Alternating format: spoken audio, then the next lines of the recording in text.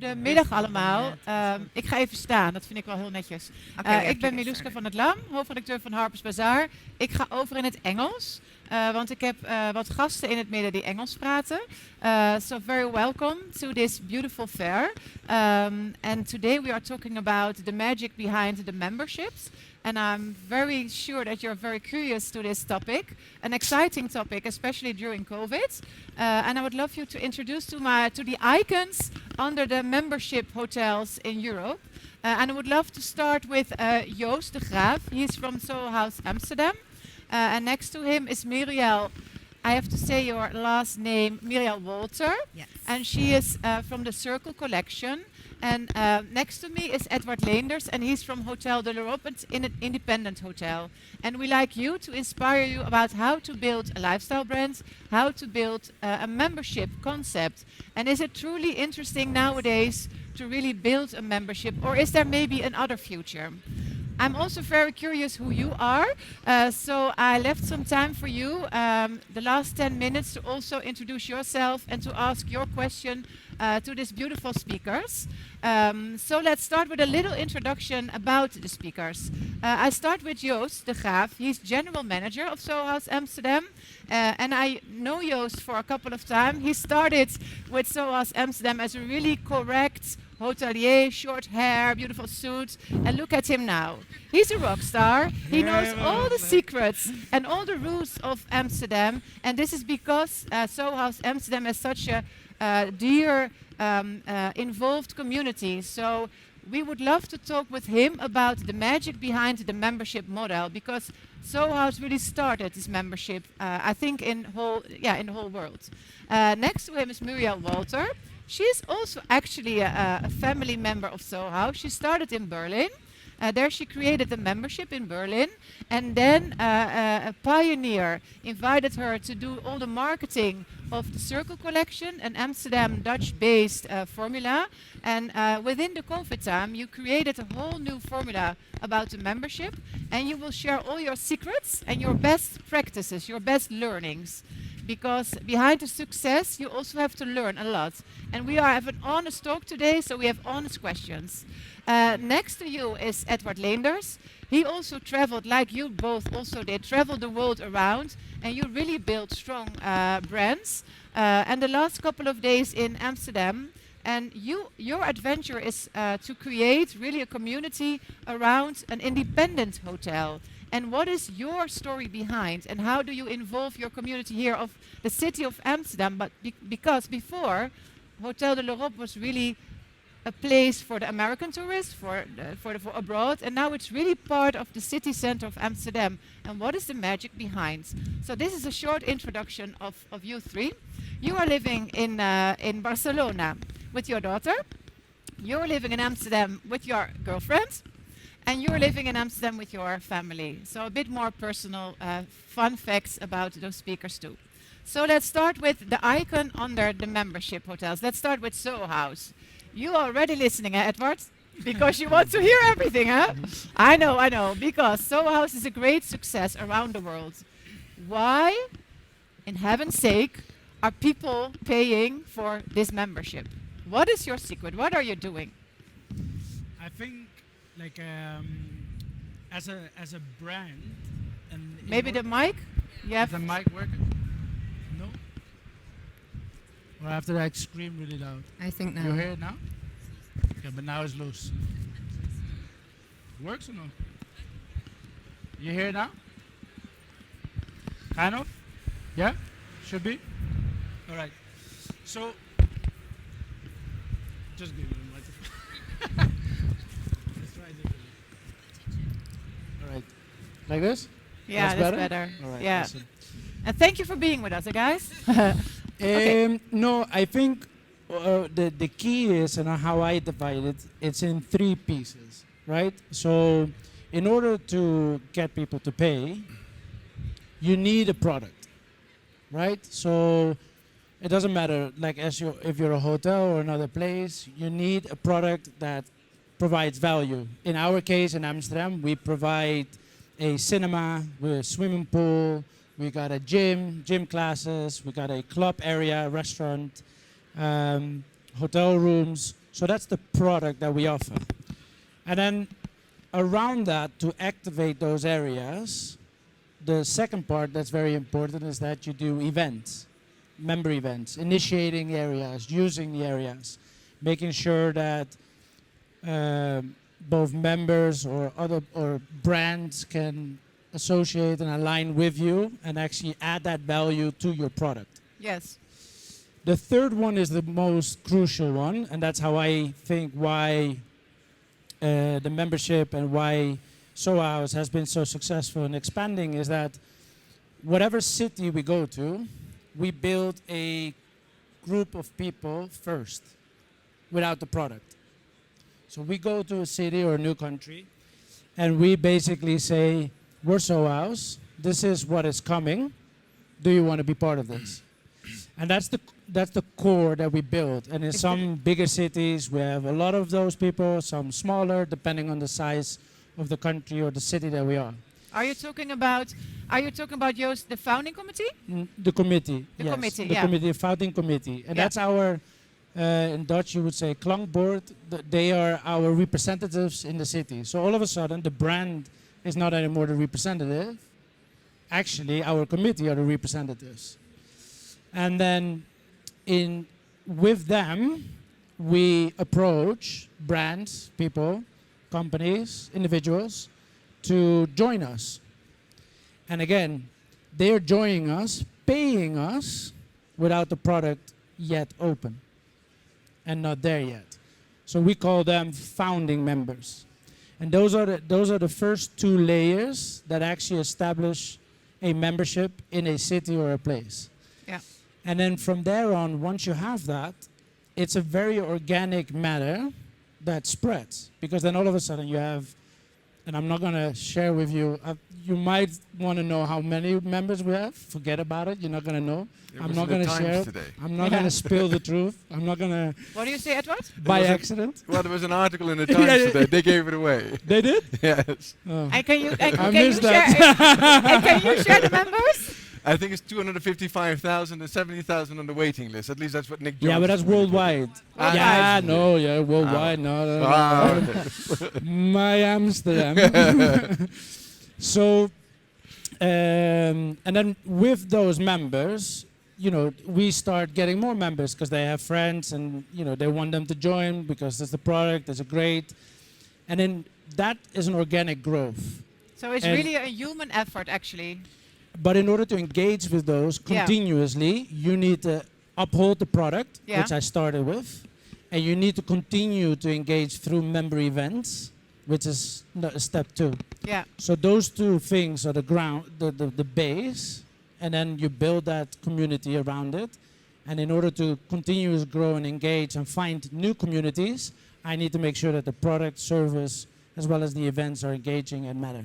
Yeah, and I know because I'm also part of your community, but do you also really expect something from those founding committee members and the members? Of course. 'Cause Yeah. otherwise, the first two steps, so the committee, they need to provide new members.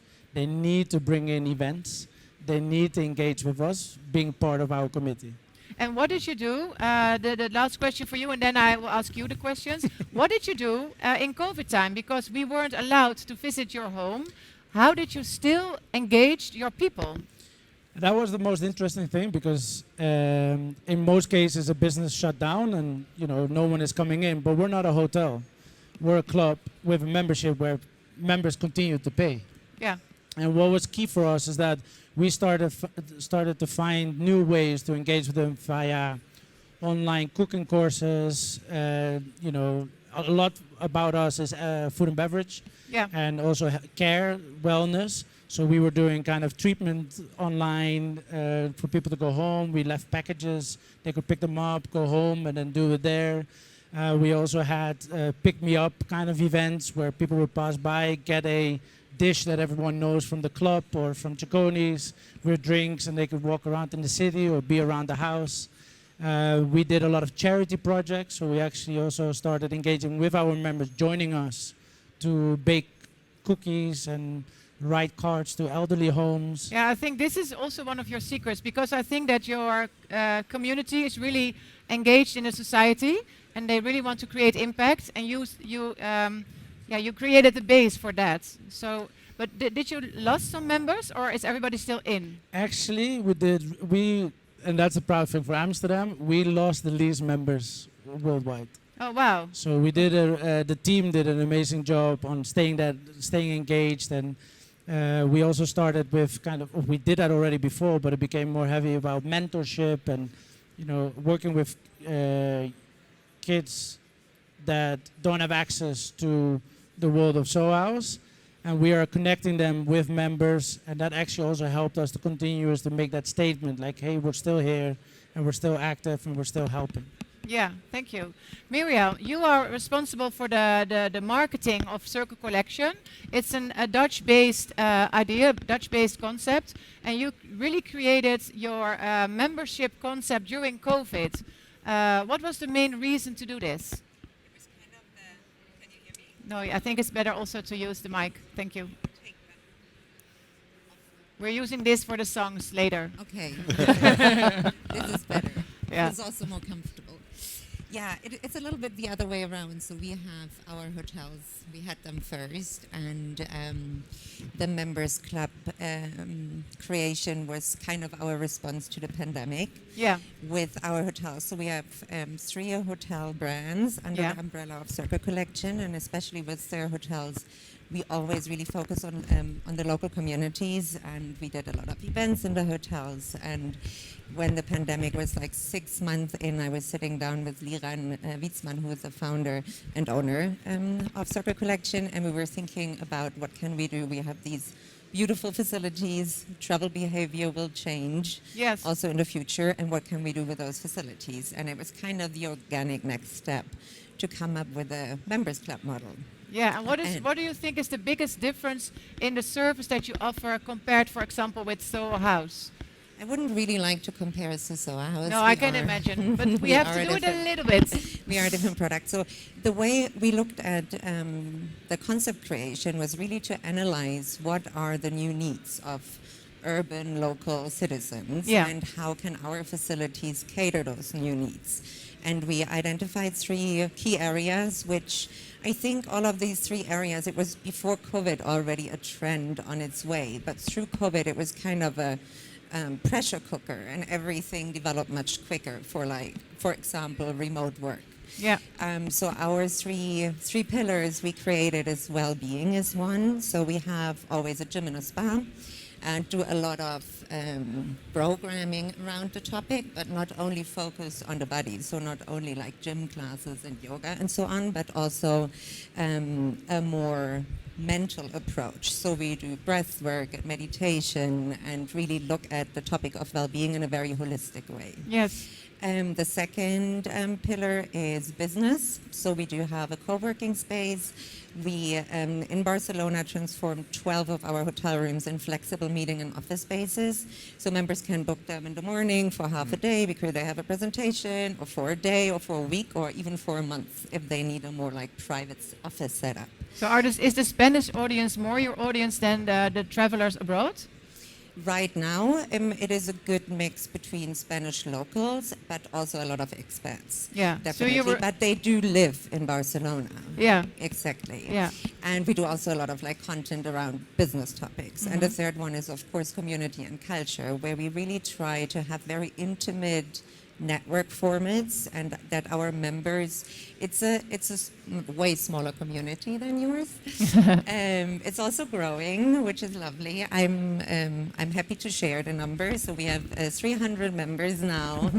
Opening, we have only 1 club so far. So almost 300 members in Barcelona, right? We have 300 members in Barcelona. We opened in July. We are growing, applications flowing in. So I'm very, very happy about that. So because I think it's really exciting. You're starting your member clubs around existing hotels. Exactly. So the good news is that you also will be here in Amsterdam very soon. Yes, we will open in autumn. Yeah. I'm already starting to build the network here. Yeah. And yeah, it will be super exciting. And this time, the club is also not at home at one of our own hotels, but at the W, which is the building. Like, we own the building, but it is very interesting that we will be direct neighbors. Next to Soho House. door.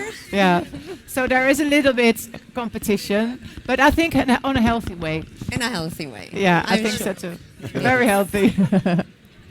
Exactly. So yeah, Amsterdam is next. Then we open Vienna. It's already a big building site there. And I will be also very happy once I can plug in the concept into new hotels where we can do it from scratch. Yeah, I can imagine. Exactly, because now we work around our existing facilities, which works very well, but I would prefer to plan it from the beginning and have it implemented from the beginning. Yeah, I think so too. And then you can also learn from your best practices from the past, I think. And I would love to ask you a little bit more about that within a few minutes. And the difference between the both concepts also that you're focusing on all kind of people, not only the creatives. Yes. Yeah. So we really believe that it's most inspiring when you meet people from different walks of life, different social circles, and then something new can really be created. So I think when you have an evening and you meet people you would never meet normally. That So is you bring the most bubbles inspiring. together. We Yeah, all we live in a bring the certain bubbles bubble. together. I'm sure everybody has a bubble, and you bring all the bubbles together. Exactly. Yeah. But we're very selective. Yeah. So what I'm really looking into are members who are creators, innovators, who are purpose-driven, and who want to share. That is Yeah. really important to us. Yeah, so you're really listening to what's going on in society. You also did, Edward, actually with Hotel de l'Europe, because maybe a few people here know Hotel de l'Europe as really a kind of traditional hotel. And when you came, what was your biggest adventure when you started? Because it's quite different now. Our approach has been a bit different. Yeah. We never really set out to become anything other than just to see where we could add value. Yeah. De l'Europe has, we're celebrating 125 years. It's been around for a very long time. Where do we stand? How is it perceived? What are the possibilities on the market? And that was really the way, our point of departure. And then a rather organic process happened, whereby now we've got some fantastic partners that are brands that live to be their brand and let their brand be experienced within one and the same spaces where we have all of the different products. We've pulled the hotel product apart. We've made it into 15 different products. Some from the individuality of seeing why does one person come to this restaurant, why does another person go to that restaurant, how do we have not just one room that we try to sell, but we have 4 different room categories that were really being purchased by different people. So how can we adjust all of that? Yeah. We've got fantastic owners that encourage entrepreneurship, and so they said, okay, well, let's see what the thoughts are, and we literally started by cutting out bits out of the different wonderful magazines, and they said, okay, well, now this is what we are, and this is what we think we might be. This is where we think that guests might see value. We then came across, and please know that it is very much so a team effort of the development that we've gone through, but we came across Ducks and Joys, they're nice makers, and they've done this most amazing job of translating this a dream that I had into something that could be touched. Yeah. And DDoC would then realize it into a reality of a new interior. Yeah. But the interiors itself didn't still deliver the value that we were looking for. And I definitely had a look at these members. I mean, it's not a crazy idea, right? To get somebody to pay you to spend their money with you. I thought it was brilliant. Smart idea. Yeah. But at the same time, I said, okay, well, now let's see if we can have a value proposition which works just slightly differently. And I started to look at retail. I think retail, and particularly luxury retail, what they do brilliantly well is have a base product and imagine all the rest of its value. If you look at all of these wonderful advertisements that you might see, and then all of a sudden, before you know, people actually stand in a queue in front of Chanel to try to get in, to then try to buy that bag, and 80% of the dream that they bought into is actually not even present at the moment that they purchase it. So I said, okay, well now what if we can mix these two? Because you bring the bubbles together, we accept that we have a rather exclusive bubble in which our clients move.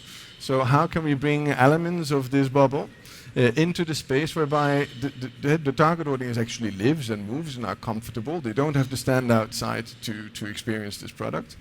And can you mention some names? Because when you enter Hotel de l'Europe, you have, of course, the restaurants and you have the big space, but you also have some different rooms dedicated to certain brands. This is really what you are talking about now, Yes. right? So you have a room owned by a jewelry designer. You have a room owned by a fashion designer. You have a room owned by a gallerist. A room owned by a magazine. So you have different kind of rooms, and they're all telling their story. And this is what Yes. you're talking about with involving retail, right? Well, first we started looking for the connection, as Yeah. in to say, okay, we are going to say that we are we want to go from luxury to ultra luxury. This is where we think that Amsterdam still has a lot of potential. What am I going to tell these people? Why should they come to Amsterdam? Why should they come to us? And then why come to us and not go and stay somewhere else? Yeah.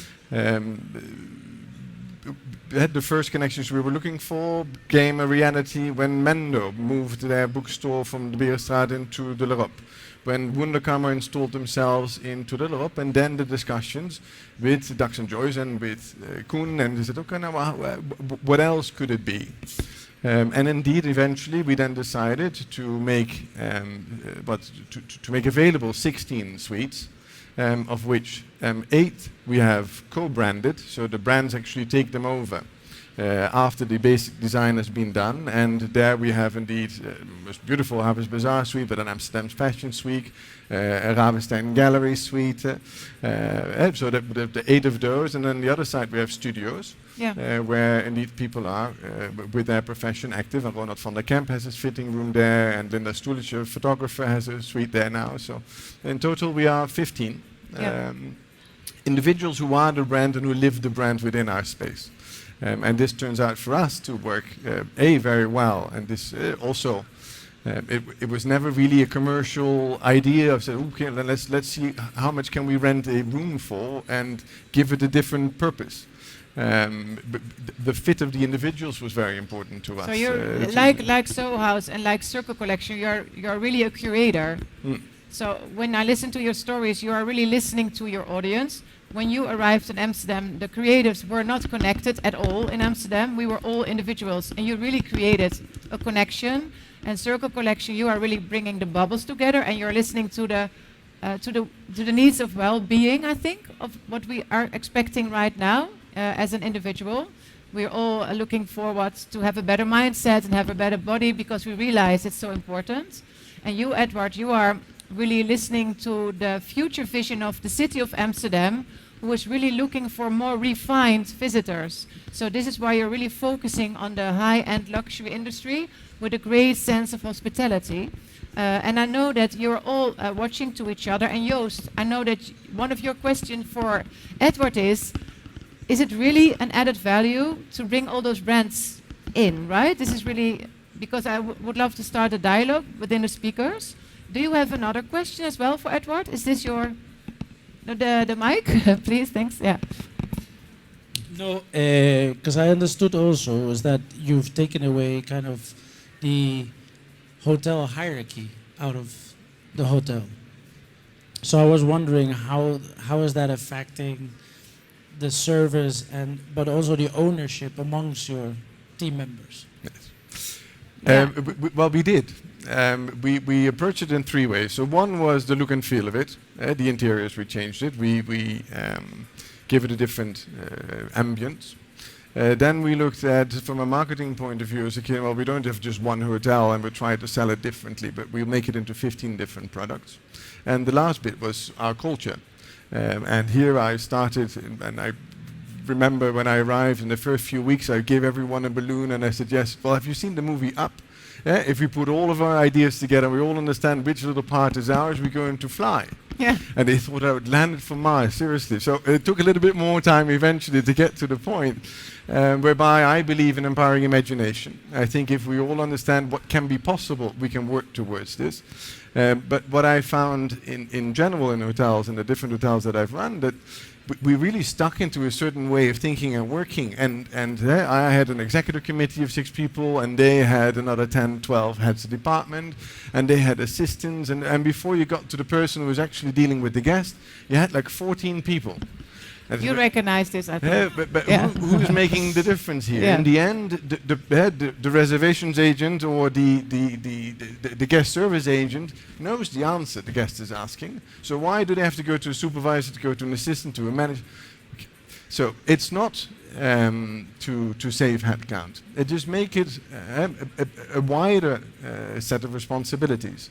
We're not just here to execute an operational sense. So we've kept, of course, the specialists that were in the executive committee. We've raised the heads of departments into one leadership team, and we made them product managers. And the product manager is responsible for the operational bit, but also for the commercial bit.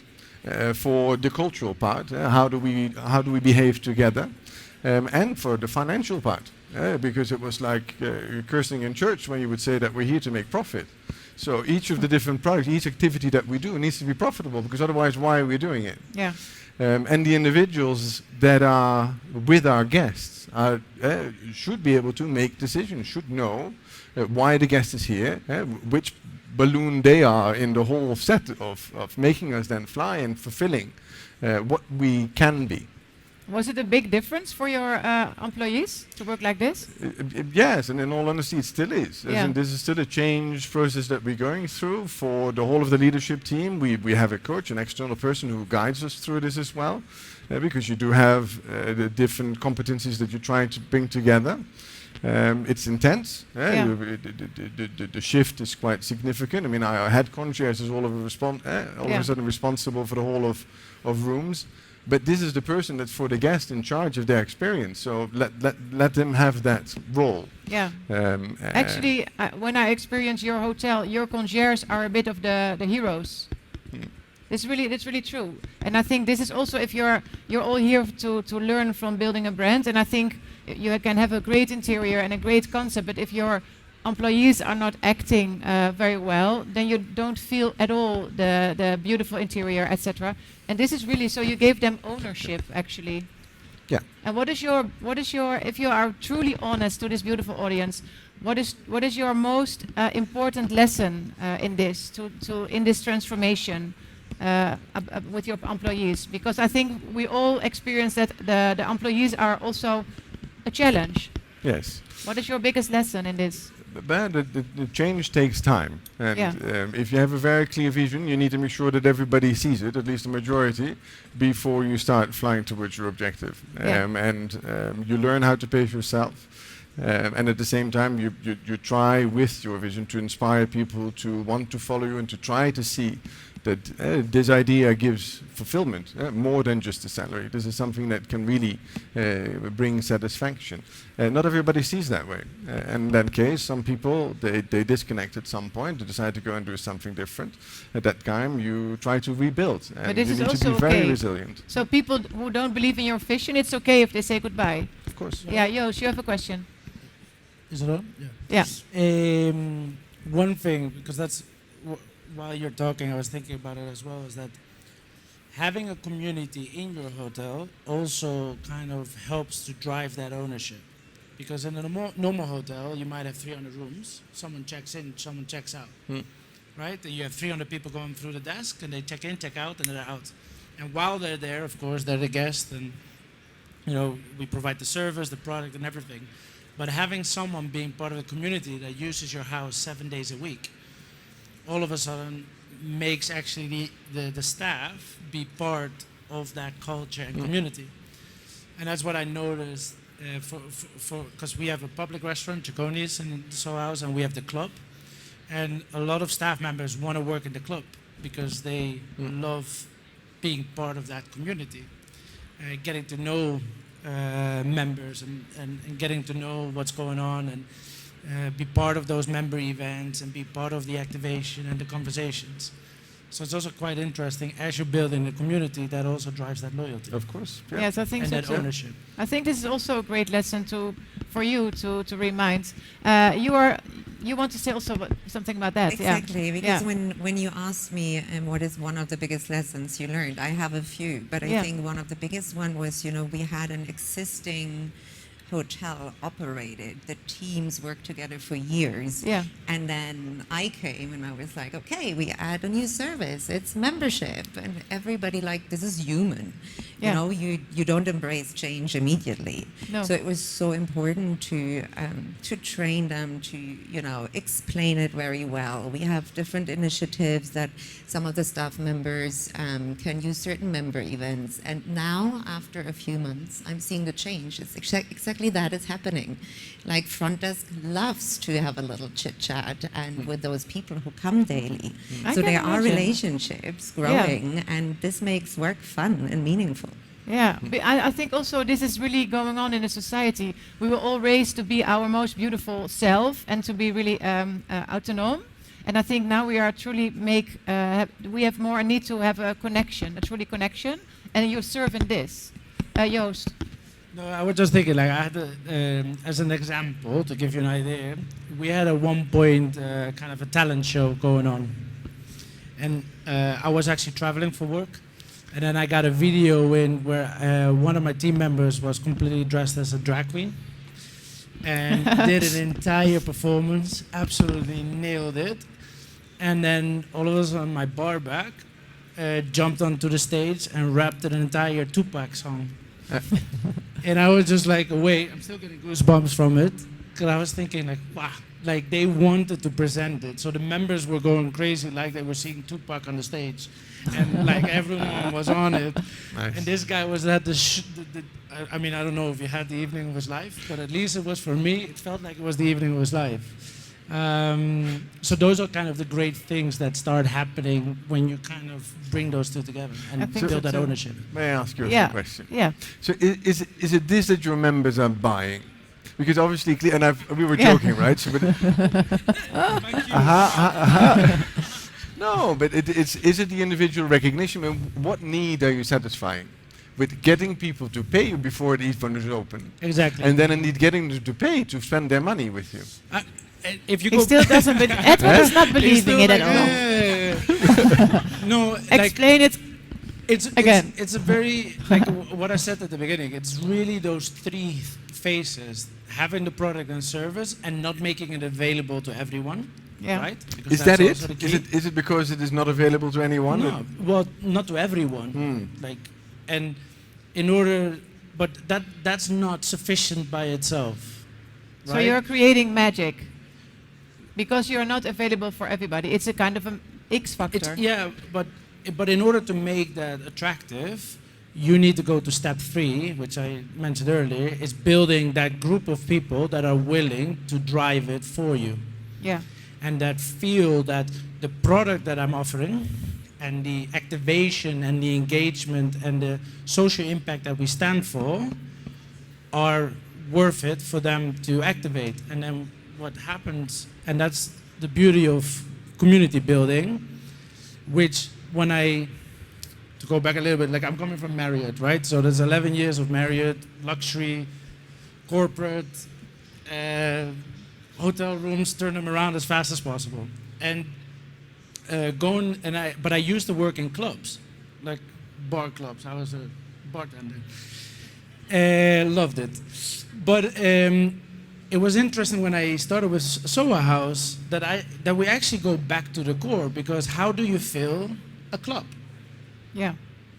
When you have a bar in a club, you fill them by having ambassadors that brings another 20 people with them. Yeah. So that your first hour, you attract the amount of people that you need to be in that club. And then by doing that, you curate, because you choose 10, 20 ambassadors that will help you to get those people in. So all of a sudden, actually, basically that model we apply to a place much bigger, in this case Soho House, but in some places we only have a restaurant. So, for example, we're now opening in Copenhagen, and we just have a club. But the model still applies. We go to Copenhagen, we approach, don't know how many committee members. We ask them to be part of us because this is what we have. This is what we will do to activate it. This is what we stand for and we can bring to the market, such as the mentorship, which is really great. And then they start believing in it. So let's be honest, they don't pay because they're my ambassadors. Yeah. And then they start creating their founding members within the first year. So all of a sudden there's a value of 5 years for these founding members. So now you have 5-year traction. Right. So you don't have to, so not the facilities are the thing, but really to be part of the community. You're paying for this. Yeah, but of course not making it available to everyone. Yeah, that's also true. that still fits with the thing, but depending on how big and the product is, you can get a bigger committee or you need a bigger committee to be healthy. But Joost, you're also very believing in the future vision of Edward. I am. Because actually, yeah, you truly am. You're a bit jealous. A little bit. No, He no, kicked but it when off. you're looking to I'm not sharing secrets. No, but you also have a kind of a membership, but not with a paying membership, because you're also building a community right now. Yes. And why are you so curious to this story? Why do you believe this is the future? Because there is a certain level that you can expand as a community if you have to pay for it. Yeah. And when you make people pay for it, that also means that you have a cap on your capacity. Yeah. Meaning that the bigger you get, the more places and locations you will do. You can, but it will always be that bump on the road where someone has to go over to think like, okay, if I pay, is this valuable?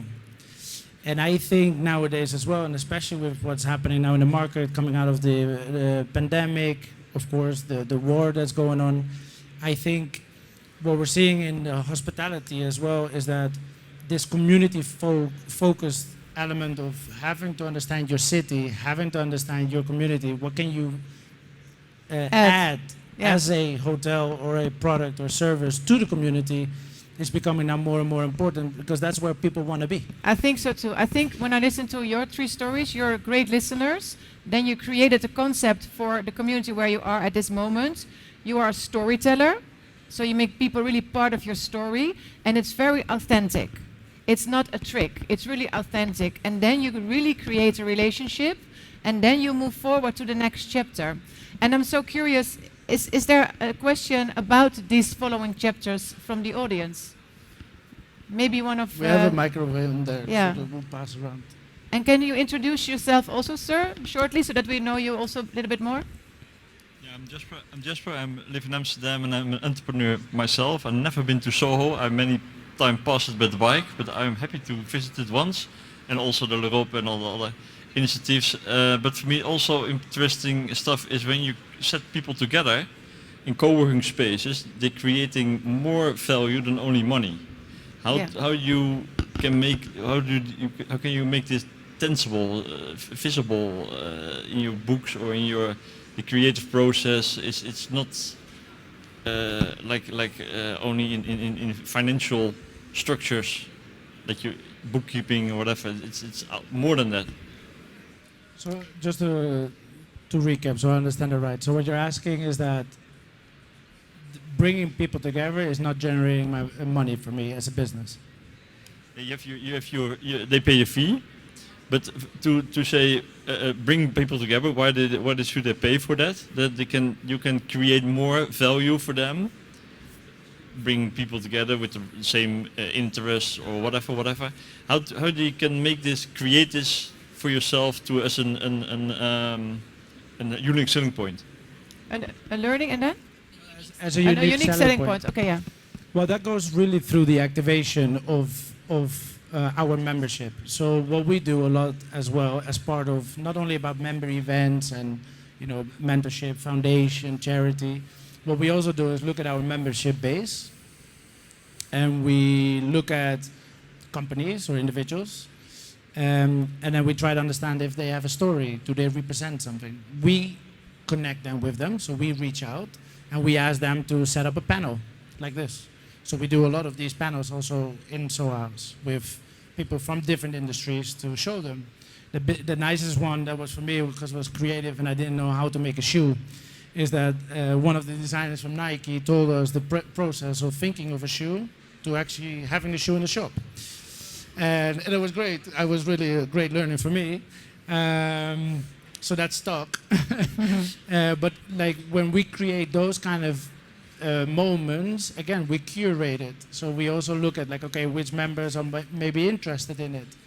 So the community doesn't drive by itself. So don't forget that whatever you do, if you build a community and you think you can then lay back because the community is big enough and it will initiate by itself, forget it. It's a very intense job and very individualized to ensure that you continuously, every time, curate again. Because we all want to connect, but we also all know that we don't. It's like an orchestra. Everyone, it's like this thing that everyone wants. Like, I want to meet everyone. But then when we're in the room, no, I'm not approaching the table. Yeah. I'm not going there to the bar. And this is where we come in as a Miriam team. also has to say something about that. Yeah. Yeah, I think this is...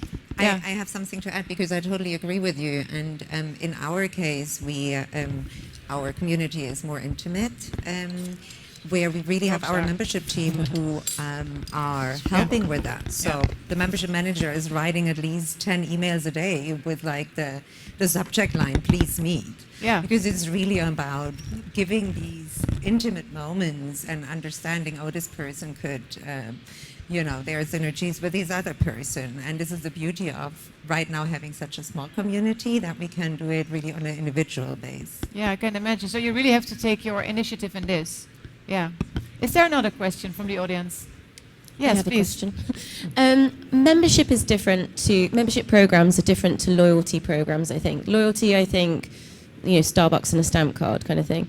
Membership has an air of exclusivity and luxury. How do you protect that? How do you protect it in capacity, in who is part of that members club? Good question. For who is the question? You can choose. All of you. All of you. Edward, I think you are really focusing on the refined visitor, so may I ask you? See, but as far as that, we don't have members, we have partners, and we have 15. And I still do it on feeling. And we talk about it. So if somebody is interested, what is the purpose of wanting to be there? Is it just to have an office? Then we very politely thank you for your interest and suggest that that's not the reason why we come together. Yeah, and you're also asking when there is a new potential knocking on the door of Edward's. Edward's also checking the other partners if it's a connection. So it's very authentic, I think. Yes, yeah. which is the reason for its existence. I mean, it's quite a holistic approach, the way this has started. Yeah, yeah. And for you? Yes, in our case, so we also work with a committee. We have a similar model, which I'm a big fan of, and I really believe it works. It's the heart, it's the core. So when members can be committee members, we accept them. When a member comes without any introduction, exactly, then we indeed meet them for a coffee for one-on-one, and after 30 minutes, if the person fits the community or not. And it's not so much about the job they do. It's really more about the personality and the reason why they want to join. Yeah, I think this is also a good answer to your question, right? And Joost, for you? We have a very kind of intense program. You need to be similar to a Sircle collection. You need to have kind of contacts in the community already, and that's that organic kind of growth where I already said, like, you have the committee, then you have the founding, and they grow the community. Our job afterwards is about engaging continuously with that community, and then of course we. From a capacity perspective, as you said, what I said earlier as well, based on the size, you will hit a capacity limit. And this is where then it becomes like, okay, can I still add that value to the member or not? And then I need to expand the new location, or I need to add space, or do we need to cut it? And we're in a good place right now. I wish I was there yet, but I'm not. The pandemic put me a little bit on hold there. But we're getting there, but also the use is different, right? So all of a sudden you start looking at different type of members using the club. Some people use it as their office for the entire day. And then we thought like, okay, the entire club is full the entire day. What can we do to make sure that the evenings go full? So then we started kind of outreaching, doing events and targeting people to make sure that members that have an office would become part of our club, because then they would automatically, because they have an office, they would only use the club in the evenings. So now all of a sudden we're filling up other hours of the day. So if you look at it, there's so many kind of variables in order to protect that capacity and protect that value. Whilst also, when someone gets their membership, I can see them 7 days a week, morning, afternoon, evening. 3 months later, I see them once a week. Yeah, this is an maybe interesting organic topic. use, or like a little bit less, so they go like, oh no, because they take their family, friends, like parents, first they they are fly in love, and grandparents then, over to show the you club, also recognize and this, everyone goes, and that's the great first 3 weeks. And we know them all by name, but then and we're included in the family. But then as you go, people start finding a way of using the club that fits their lifestyle. What can you do about this? Because this is also kind of a problem, Muriel. Yes, it is, and that's one of the very big learnings, because with my experience, I thought the usage would be way less. So our members are really using it intensely. And as we have this focus on workspaces as well, yes, they come for lunch, but what about the evenings? So we are also right now really navigating and trying to not only be a place to work at, which we are not, but also really attract those people who join for a different reason. And also from my experience with Soho House, I know this life circle of a member very well. And now it's very interesting to learn about our members, and it is different. And it's super exciting to see how every community, it's kind of like a living and breathing being. Yeah.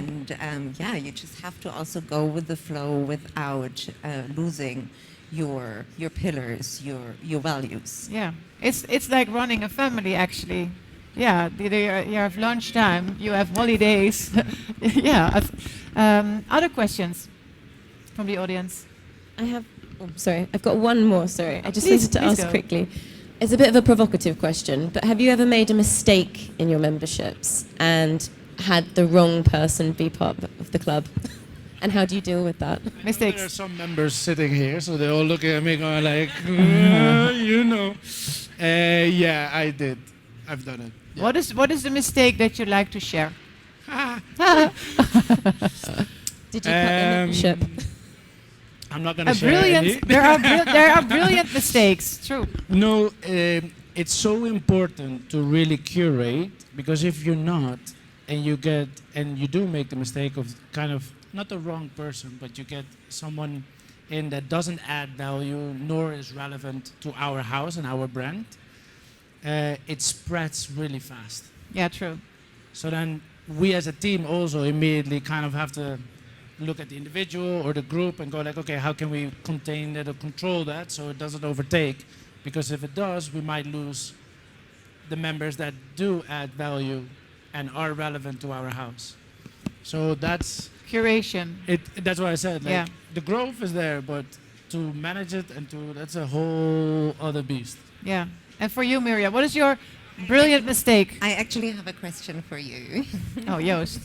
Exactly for Joost, because it's almost. I remember, even Soho House is a certain culture and a certain target group. From region to region, it is different, and you have also different cultural backgrounds, and with certain houses being open, and you have visitors joining your house who actually live a different culture. How do you deal with that? And then also, I think the bigger question is how to, with these massive openings lined up, how do you make sure you keep that DNA?